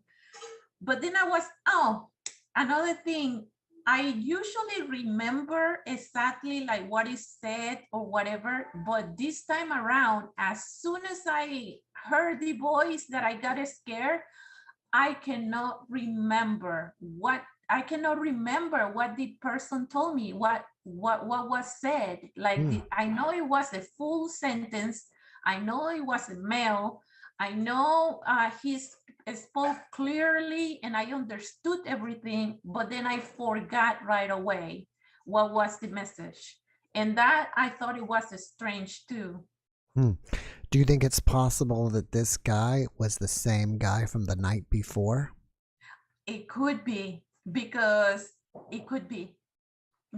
I haven't had a sleep paralysis in months, maybe, I don't know, maybe a year. Or I cannot even remember when was the last time I have a sleep paralysis. I was thinking that I was done with that because other OBEs that I have had, like I have skipped the sleep paralysis altogether. So I was thinking like, oh, I don't get that anymore. And then 2 days ago, I had this sleep paralysis. And then this morning, I had this male voice that told me something. I understood, but I got so scared. I just scared myself so bad that I forgot what he told me. That's too bad. Yeah.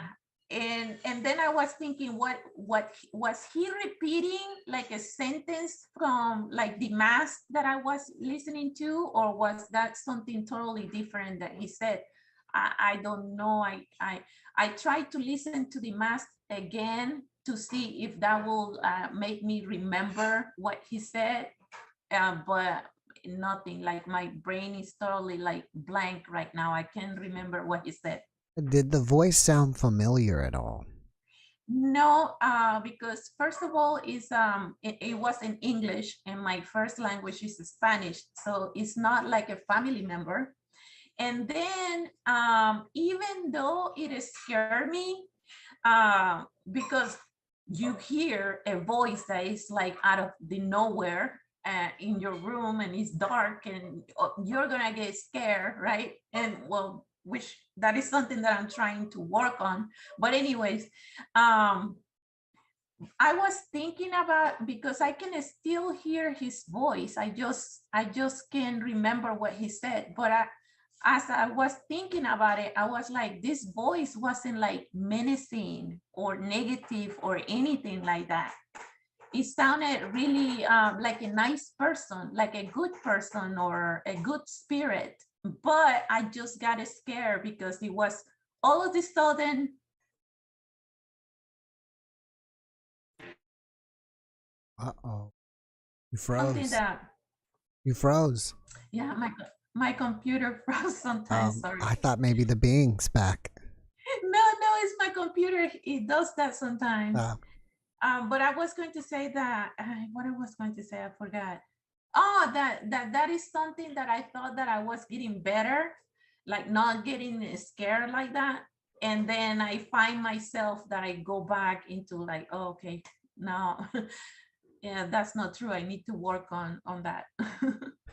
Well, you may or may not have been here. One time I heard a voice outside of my head, and it was like, "Hey, Jeff," and it freaked me out. So Yes. and I got up and looked around, and so I can understand how it would freak you out as well. You know, it's weird. It's a whole sentence. It wasn't like one or two. It was like a whole sentence, and I understood everything. I understood everything he said. It's just that I just scared myself so much that I totally forgot. Like right after, I had a friend that told me that perhaps I forgot it because it wasn't meant for me to remember. Maybe at my subconscious level or something, it was something that it needed to be said, but like on this earth life, like I don't need to remember it, and that's why I forgot. And I was like, well, maybe that's a possibility. Yeah, it's possible. I mean, yeah, I mean, you still may have it in subconscious memory, and it may even come back to you later when you're not forcing it. You know what I mean? You may be washing the dishes or doing something else, then all of a sudden you'll remember it, or maybe something that actually some of the words that this person said it may get repeated somewhere else, and then you go, oh my gosh, now I remember. Exactly. So that's what I'm hoping it will happen eventually. If it does, you definitely got to come back and tell us. Exactly. I will do that. Yeah. Well, Tanya, thanks for coming and sharing with us. That was a very interesting story, and I hope we get to hear what the person says. Yes, for sure. Thank you. Thank you. Take care. Take care. Bye. Bye-bye. And next is Mr. Cake. Let's see what Mr. Cake is up to. By the way, so, well, he should be here any second. I hear him. I just don't see him. There he is. Hello, darling. How are you? It's wonderful to be here again. It's wonderful to have you. So I'm in a public area, so it's a little loud. Ah, okay. I was wondering what the noise was in the background. No, they won't turn it down there. So I think you were in a public area last time. Yeah, sometimes I'm here by myself though. So do you get a better reception there? With the Wi-Fi? Internet doesn't work upstairs in my room, so. Oh, okay, that makes sense. So, are you still in contact with mother and father? No, I'm in the 40 days. They only give me a little tiny bit here and there. Really? So, yeah. So in the 40 days, what you're doing is you're dealing with your own personal, you could say demons. You could say a program. Like in the Matrix, you know, they had the woman in the red dress, you know, it was like a program, and they said, see, you got distracted. So what they're doing is they're working on all of my issues like that. So I'm not distracted. Interesting. So that's very interesting. That now, do you feel lonely without their presence? No, I'm working with myself all the time. It's just, I'm not working with God directly. It's like I'm in the training program. So you had mother and father for 40 days, or this is your 40 days, right? No, it's not necessarily 40 days, but it's like I have to work on my own personal stuff here. You have to work on your what I'm doing right now. All I got to do is go around and bless people. That's my only job. So I went to an art place. I stand on the road and bless people as they go by. I went down to a brewery, and I went and I said hi to everyone there, and I said, God bless you, have a great day. I play with kids. Some people love when I play with their kids. And then other people say, you know, I want my kids to play by themselves with no supervision. So now, what about Monique? Are you still in contact with her? No, I'm not in contact with her. Really? She left? Well, I've never been able to, you know, there's spirits with me all the time. Like they can move my body like that. Well, if I let them, if I'm just sitting by myself. Right. But are you saying she's still there or not there anymore? I think she's still there. I think that we do have a lot of spirits that are with us, that are watching us, that we're just not aware of. Did you hear me talk earlier about a person had an NDE by a demon attack? He knows a hero when he sees one. Too few characters out there. I don't think so. I was talking about a one that and I don't think, I mean, we're just guessing. He doesn't know who attacked him, but I had a guess this morning that he was attacked physically by spirits. Yeah, you had some good guests on the last couple of guests you had. Because like, I think you had a lady and a guy. And I knew someone was going to mention my hair. Your hair? But yeah, it's like, yeah, I always defer to God, because people have their own personal thoughts and opinions on things. But I always say, well, God, you know, what's the truth? You know, because I just say, hey, I got my personal thoughts. I got my opinion. They said, basically, if I like it, they like it. They said, we're pretty simpatico on most things. If I think it's good, it's good. So. Interesting. So I love this show, darling. It's wonderful. I love coming on here, Jeff. You're wonderful. Your audience is wonderful. Thank you. God bless everyone. I'm waiting for your big announcement that you're going to run for president again. Let me tell you something, folks. We are coming back this fall. Big time, big time. We're not going to be building walls, though, anymore, folks. We're going to be building hospice centers for the homeless. We got to help them, folks. No man left behind anymore. That's right. No weapons inspector left behind on 9/11. We will bring them back once and for all. And Obama's like, oh, hold up, I'm trying to talk here. Listen to me. You listen up good. And you listen to me. Listen to Joe. I gave him those cue cards that he's reading. That was me. I'm doing that. Have you worked? Do you ever like see a celebrity and you think, oh, this one will be great. Let me try him out. Well, usually people recommend. So they said I work on Morgan Freeman. So I said, I've been working round the clock, day after day on Morgan Freeman. He always goes on TV and talks about God. He would be a tough one because he's got such a deep voice.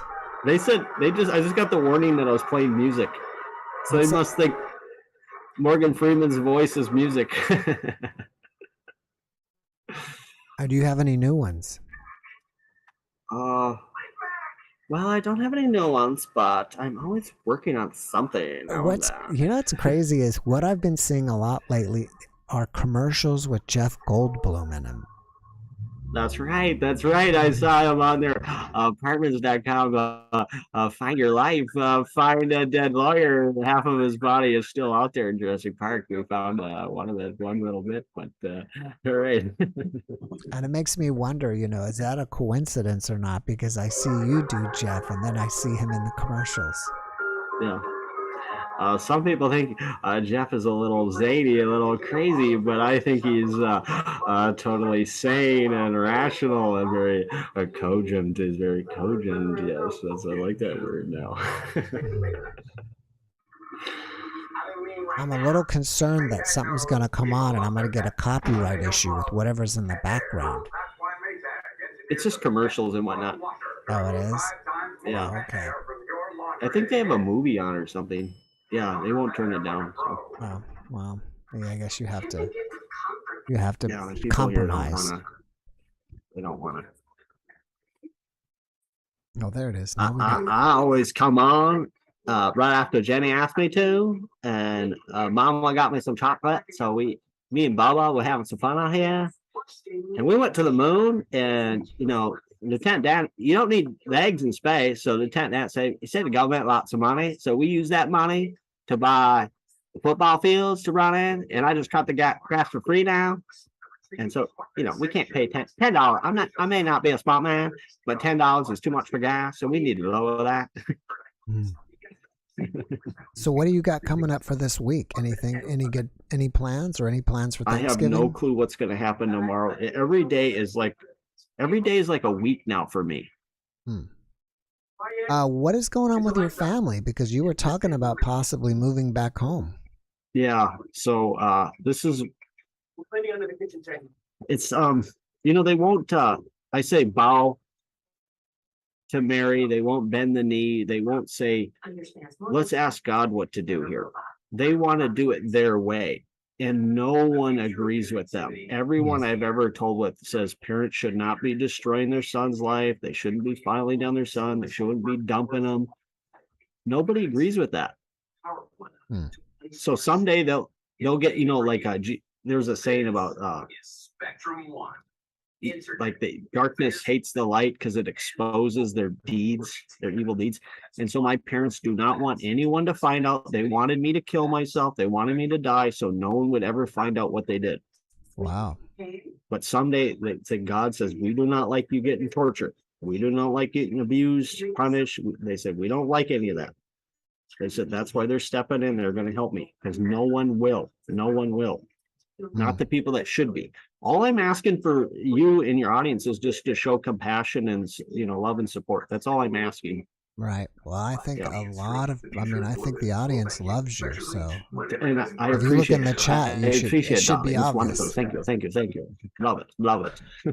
And I think last week you were just saying that if you could find a nice woman, and there were women in the chat saying, I'm here. Yeah, they said that they want to. They're going to do it. They said it's going to be hard for them, but it's going to be easy for me. They're going to make it easy on me. They said, we don't want you looking for women. We don't want you tracking them down. We don't want you going, where is she? Where is she? So they're saying that they're going to send you a girl. They're going to do all the hard work. Yes, that's what they told me. They say, I know a girl that's perfect for you. Well, they're God. They know everything. They know how much hair you have in your. They know everything. They know where you find the weapons of mass destruction. Where are they? God knows. So, all right, brother. Well, listen, I got to run. All right, man. You got to do what you got to do. That's all we say, man. But It's thank not you the for 60s anymore, man. You can't just do drones, you know. You got to, keep it cool, man. Thanks for All right, coming. God bless and everyone. Thank you. God bless you. Have a great rest of your Thanks for weekend. having me on. God bless. All right, Bye. cheers. All right, so I have very little time left, 10 minutes. So if you want to join us, this is my last call. So also below the video is our Discord link. I put a brand new link. If you're new and you don't know what Discord is kind of like Facebook, but not really. But I have rooms there. It's called a server, but they're like chat rooms, and you can go and hang out with like 400 other people. You're welcome to even go tonight after the podcast. You guys can all go and continue hanging out. You can chat there. You can audio chat. You can video chat. You can post memes. You can post whatever you want. There's one of the rooms is called services for people like Merlin or whoever else wants to offer free services. So that's there. There also is a link to the JeffMara Facebook page. I have a Facebook page. I posted today a handful of news articles in case we needed, we had some time fillers. I could have talked about those, which I never got to, but there's some interesting articles there. There's a angel-like UFO. There's some being in the forest that a trail cam captured, and there's some other things there if you want to check those out. You're welcome to friend me on Facebook, and so most of you know Mara is my wife, and my last name is Reynolds. But if you don't know that, that's what that is. So you're welcome to friend me, and I'm accepting friends till I hit the limit of 5,000. I do have another channel called JeffMara Indie Eclipse, is where I just cut out the NDEs and just that's it. Where they're usually about 5 to 20 minutes long, and those are people that just want to watch the NDE, and that's all they have time to invest in. So those are there for you. If you like that, please subscribe and watch. Again, we have our new merch store that we opened up. That's something that we were working on and we'll continue to work on. And did we get an answer in the chat about the font?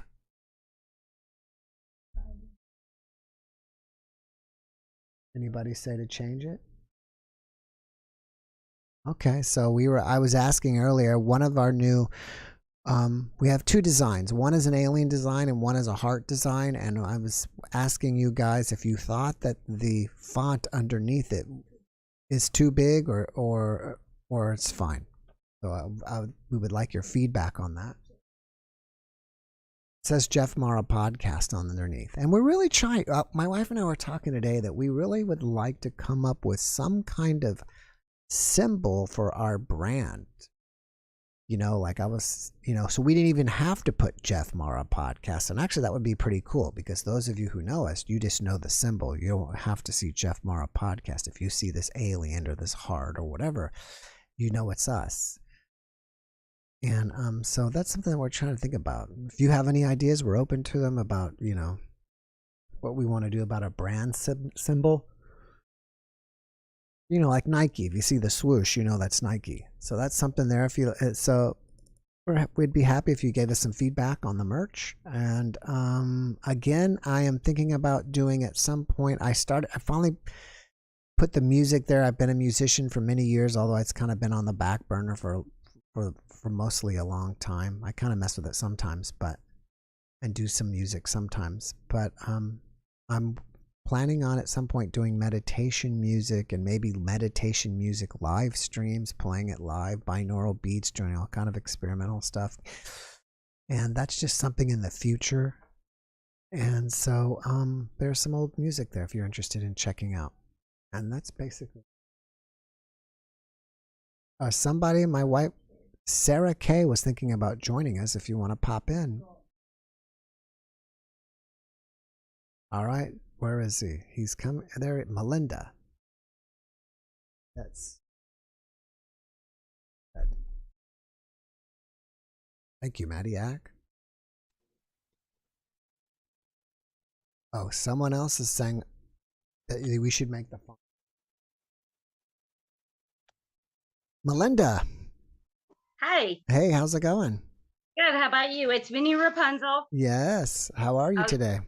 I'm good. I'm I sorry. know Go ahead. I'm sorry. Go ahead. Mm-mm. I know I'm at the end. I apologize. That's okay. No problem.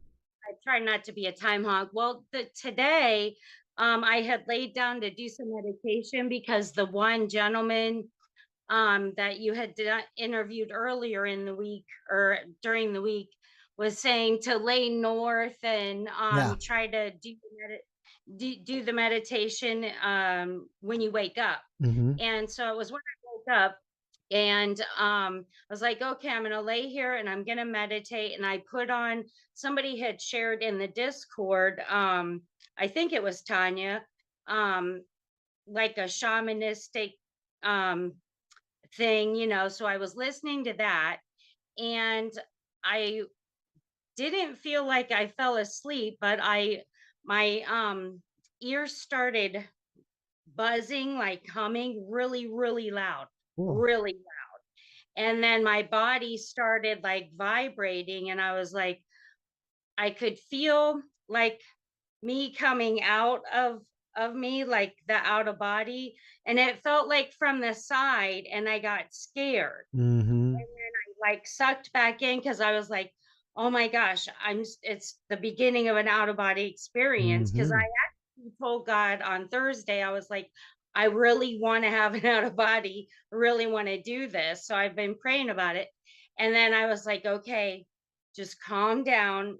And so I calmed myself down and then I let myself, and I felt myself vibrating really strong and that humming got loud again. And then I was out of my body. I didn't hear a pop or anything, but I felt like I was. Now this could even be a dream. And I looked over my shoulder and I saw my face because I had the covers up to here. And so, and I saw my face. And so then I put my hands and I just went up. And I went up, to me, it looked like it would have been the attic of my house. I've not ever been up in the crawl space up there. But then I went through that because I thought, well, what am I going to do? And I went up through that and I went into this complete black void and I got scared. It was really dark. And so I just started singing, Jesus, I love you, Jesus. Because I was afraid I knew something bad to get me or whatever. Sure. And I traveled then like almost up through another attic type thing. And this is what makes me think it might be a dream because when I got outside in real time, it was light out. But in my experience, it was dark. I didn't see like stars or anything, but I felt like what it should have been outside. But I immediately was going through almost like an attic again, but it wasn't, almost like a warehouse. And I saw a young man or even maybe a teenage boy with really white hair sitting at a table. And there was like a lamp on the other side of the table. And the table was kind of not really long, but it was rectangle. And he was at the end of it and he had a puzzle in front of him. And I had swooped in and I thought, I'm going to kiss him. And then I thought, no, that's rude because that's a violation to somebody's, person. And so I was like, I'm going to see if I can touch the puzzle. And so I put my hands down on the table and I could see my hands and I had a ring on one of my fingers, just a gold ring. And that's another thing that makes me think it was maybe a dream. But I knew that I was out of my body and my body was somewhere else. And I do want to say like the buzzing wasn't as loud, that humming wasn't as loud. And I wasn't still feeling that hard vibration all over. But I put my hands on the puzzle and for some reason I was surprised that it didn't move really, but I kind of saw a piece move like how you would have you did real hard and the wind might move a piece. And so I went, ah, and I messed up the guy's puzzle. So, and then I didn't even look at him. I just said, sorry. I felt really bad. And I was just like, I better go back. And next thing you know, I was hearing the buzzing and that, and I knew I was going back into my body. And I kind of looked at it and I thought, well, I know how to do this. You just get real close. And I did. So I don't know if it was an out of body, like I said, because in real time it was light outside. Mm-hmm. Um, Do you think that laying with your head north made a difference? no, I don't know. I think what made a difference was doing it right when I woke up. When I said at first that I was doing a nap, because I tried to do it later in the day, I did try to do it later in the day, but this was when I had first woke up. I think that was part of it, was because it was when I first woke up. So I wasn't real prone to going back to sleep, or if I was, it was that, whatever state that is, that's in and out. You're not really asleep, but yet, like in the chat, I had put, like, I'll start to fall asleep and I'll start to have like the beginning of a dream, which is weird because you're not supposed to dream until you're in REM state. But it is. It's like right as I'm falling asleep, I'll be start like a dream, and then I remember, like, oh yeah, I remember this. But it's not something like during the day I would remember. It's just at that point, like I'm so aware when I'm dreaming or what state I'm in. So I think that's it. And I think that I've been trying to off and on again have an out of body experience for about a year now. Just because of your interviews and that have made me less afraid. And so then, like I said, Thursday, I actually, when I was praying, I was like, God, I think I'm ready. So, I don't know if it was a dream. I don't know if it was me preparing myself for one. Because I chose to come back in my body and then I chose to leave it again. Because I even thought, once I had, remember I said I started coming out of my body and I got scared and came in. I was worried. I was like, okay, maybe I'm not going to be able to do it again. And I was like, okay, just relax. And then the buzzing started and that. So it was a pretty awesome experience. So if somebody out there has a messed up puzzle, I'm sorry. Now, were you listening to a guided meditation, or were you just laying there focusing on your breath and then you just decided to relax, or what were you doing? I was focusing on my breath, and I don't know if it was so much it wasn't a guided meditation. It's a shaman, and he was explaining the stages of like the snake and what it represents. And there's a hummingbird. There's something in between the snake. I want to say wolf. I don't know, a snake and maybe a wolf, and then a hummingbird. What each stage represents. So it wasn't necessarily, I don't think, a guided meditation. It was just something informative. But at the beginning, before he started, teaching what he was telling us, he did do like beat on his drum and had us do some breath work. Mm-hmm. So it wasn't like the guided meditation in a sense that I usually would listen to, but I've never listened to one that's specifically for out of body or anything. So I really didn't expect what happened. So it was neat. It was really neat. And the link is on the Discord in the chat. Oh, good. Now, do you think that if you start getting out of your body again, the next time you'll be less afraid? Yes. That's good. That's what I think. If nothing else, it was definitely me preparing me for it or something.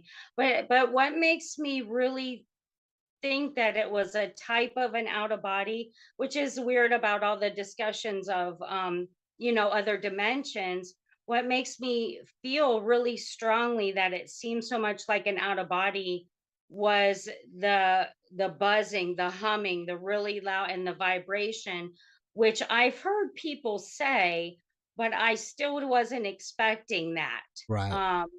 Because I hear ringing a lot, not like the tinnitus ringing, but I hear ringing a lot when I'm meditating. And it almost turns into a vibration type ringing. I don't know if I'm explaining it good or whatever, but it almost it rings so loud, not annoying, not you know disturbing. It just gets so loud sometimes that almost feels like it's gonna start vibrating. That's how in my head, but I don't know, it's hard to describe. It's not any ringing I've ever heard before. And I've heard ringing in my ears from music and that, because I go to a lot of concerts, and I've been to some really loud concerts, and I literally had ringing in my ears for 3 days. So Wow. it's not that kind of ringing. I know the difference. All right. But it's amazing. That's good. I mean, I think you had an amazing experience. Thank you for coming and sharing it with us. And when you have your next one, please come back. I will. Thank That'll you. be Thank cool. you, guys. All right. Mara. Bye. Love the Bye. audience. Thank you. Love you.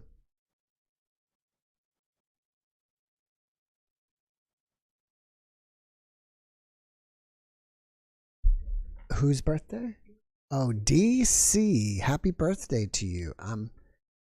I hope that you have an amazing day. And I hope you have many, many, many, many more birthdays. All right, guys. Well, this night went by pretty fast. Pretty fast. Again, I have an NDE. I think we finished editing it already, so that's ready for you tomorrow night. And then I recorded one, as I said, to put my calendar. And I recorded one this morning, and that one will be ready for you Monday night. And I didn't realize we changed daylight savings. We changed time, so we get an extra hour of sleep tonight. That's pretty cool. And for this week,